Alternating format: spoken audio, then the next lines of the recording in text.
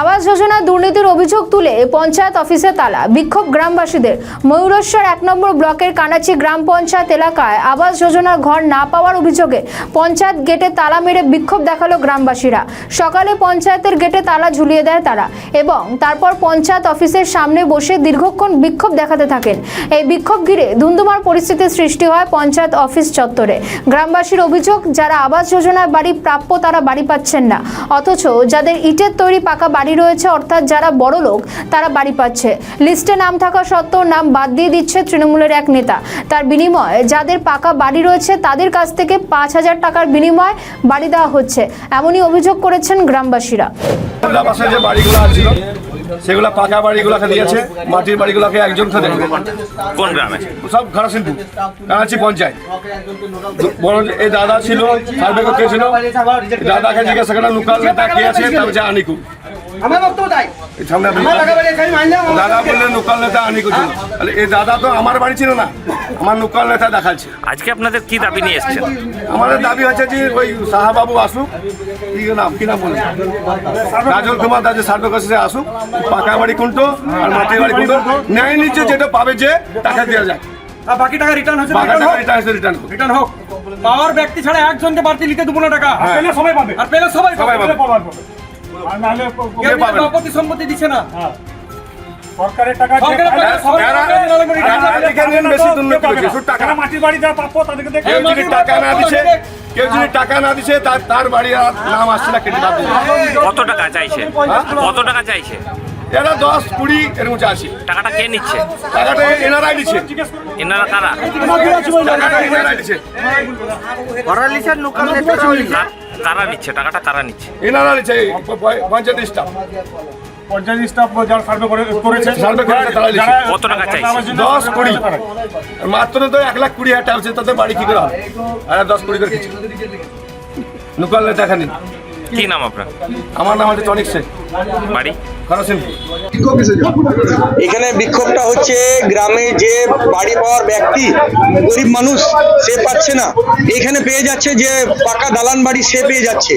আর এখানকার মধ্যে কিছু কর্মীদের যা পার্টি লিডারগিরি কেউ কিছু করছে, সে ওখান থেকে টাকা পয়সা খেয়ে সেটা করছে।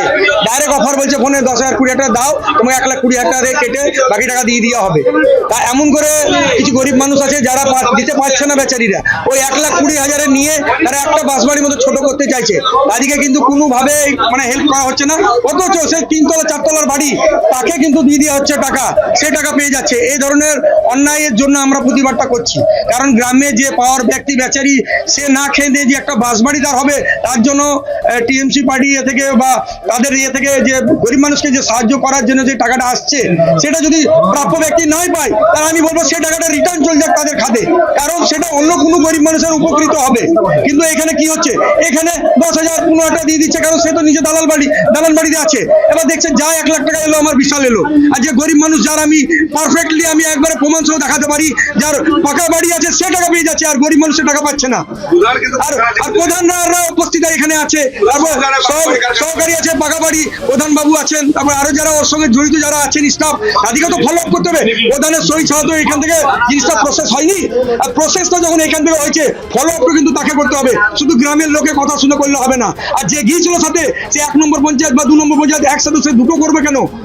যে ব্যক্তি যেখানকার বাসিন্দা, যেখানে যে আশেপাশে বাড়ি থাকে, তার কাছে তুমি ইনকোয়ারি করো এই কি ধরনের ব্যক্তি বা তার মাটির বাড়ি, তাকে তুমি দেওয়ার ব্যবস্থা করো। টাকাটা তো পাকা বাড়ি হলে তুমি পকেটে পয়সা নিয়ে নিছো আর টাকা দিয়ে দিচ্ছ, তাহলে এই ধরনের দুর্নীতি হবে কেন? টাকাটা এখানে একটা লোকাল নেতার নাম আসছে হানিকুল বলে, ওরা যারা সার্ভে করেছিল তারা ওকে সাথে নিয়ে গেছে, কিন্তু ওই জিনিসটা ভ্যালট্যাল করেছে, আর এখানে ওরই নাম আসছে। আর এখানে যারা ইনকোয়ারির জন্য যারা গিয়েছিলেন তারা বলছে ওই লোকাল লোক ওকে নিয়ে গেছিলেন। ও কি করে পুরো গ্রামের উল্টোপাল্টা ভাবে সার্ভে করেছে, এটা কিন্তু পুরোপুরি অন্যায় ভাবে করা হয়েছে। আর এতে দোষী প্রধানও, কারণ জিনিসটা ক্লিয়ারিফাই না করে কাউকে আপনি টাকা পাস করতে পারেন না, টাকা রিটার্ন যাক, কিন্তু টাকা অন্যায় ভাবে কেউ যেন না পায়, অন্যায় ভাবে কেউ যেন টাকা না পায়। আমাদের বক্তব্য ওইটাই।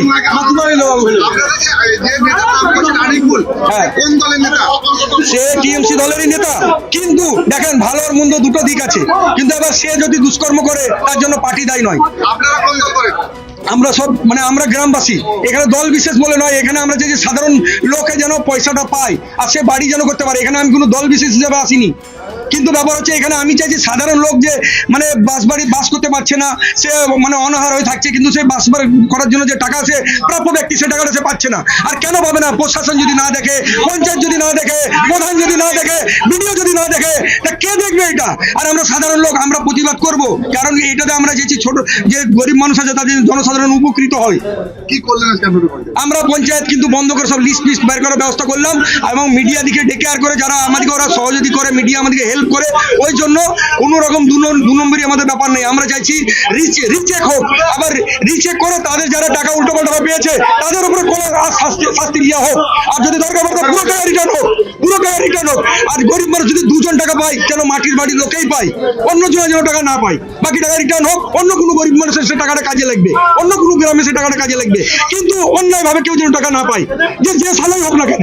এটা আমি মানে গাল দিয়ে একটা ভাষায় করে বলছি, কেউ অন্যায় করে কোনো ব্যক্তি যেন টাকাটা না পায়, যেটা পাওয়ার ব্যক্তি সে পাক, বাকি টাকা রিটার্ন চলে যাক।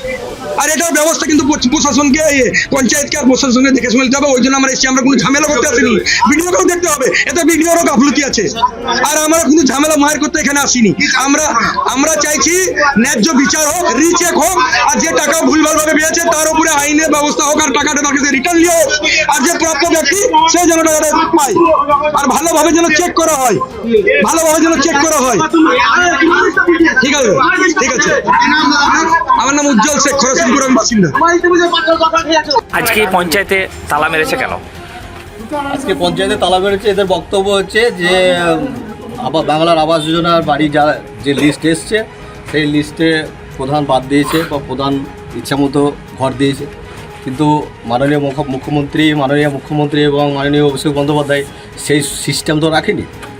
মাননীয় মুখ্যমন্ত্রী তো বলেই দিয়েছে যে আমি বাংলাতে আমার যেই বাস করুক, সে আমার সিপিএম হোক, কংগ্রেস হোক, বিজেপি হোক, সবাইকে বাড়ি দেবো। তো সেই হিসাবে লিস্ট পাঠিয়েছে, এবং সেই অনুপাতে কোনো পার্টির কর্মী বা কোনো আমাদের মানে দলের মানে ওনাদের দাবি কি? দলের ওনাদের দাবি কি? মেম্বার সঙ্গে যাবে না, বা তাদের কথাতে বাড়ি পাবে না। ওনাদের দাবি কি? ওনাদের দাবি ওইটাই যে যা হয়েছে পঞ্চায়েত থেকে হয়েছে। কিন্তু আপনারা কি টাকার বিনিময়ে আপনারা কি টাকার বিনিময়ে সার্ভেটা হয়েছে ব্লক থেকে সার্ভে হয়েছে, ব্লক থেকে নোডাল পাঠিয়েছে, ব্লক থেকে আমার পঞ্চায়েতের স্টাফকে নিয়ে টিম তৈরি করে সার্ভে হয়েছে। কোনো এখানে কোনো পার্টির কর্মী বা কোনো মেম্বার এর সঙ্গে জড়িত নাই বা কেউ নেই। দাদা ভুল হচ্ছে এখানে না ভুল হচ্ছে, একজন কর্মী ছিল যে আগে বললে আনিকুল। হ্যাঁ আচ্ছা, ওই আনিকুল, হ্যাঁ। টাকার বিনিময়ে সেটা হয়তো ব্লকের স্টাফ ওরা চেনে না। কত টাকা ডিমান্ড করেছিলেন? কত টাকা ডিমান্ড করেছিলেন? বাড়ি পিছু কত টাকা চেয়েছেন? না, আপনারা কত টাকা চেয়েছেন বাড়ি পিছু? ঠিক আছে, বাড়ি দেওয়ার জন্য কত টাকা চেয়েছেন?